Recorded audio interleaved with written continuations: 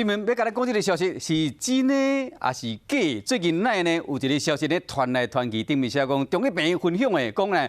你讲吹卵也好，炒卵也好，这个卵唔通染盐，讲因为盐会甲这个卵内面的卵酸，这个磷酸菌结合了后呢，产生氯气，讲这有毒。这卵呢，青色这所在讲就是氯。这个消息到底是真的还是假？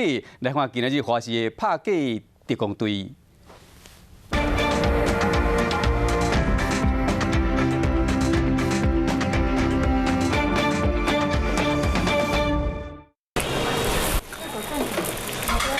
敲卵落去煎，芳讲讲，早顿食一粒卵是真侪人补体力的来源。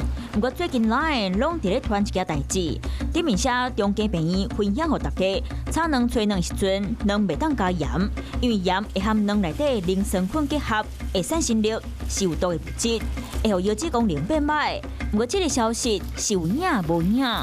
长庚从来没有发布过这种信息，但第一点不会有乳酸菌，所以说根本不可能像那个传言说的，乳酸菌跟盐巴来做结合产生戾气，那是不会。但加盐巴有毒，那是谣言啊。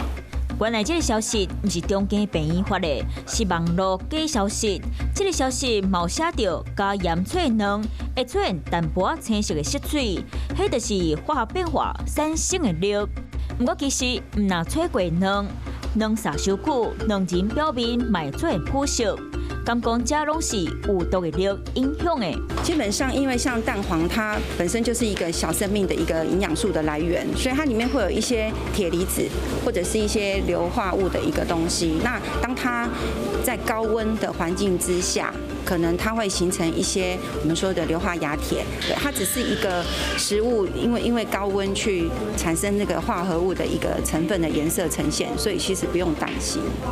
营养素提醒，鸡卵是真好的营养来源，有丰富的蛋白质和维生素。不过要注意，生食会有食安风险。胆固醇守高的人食爱杂质。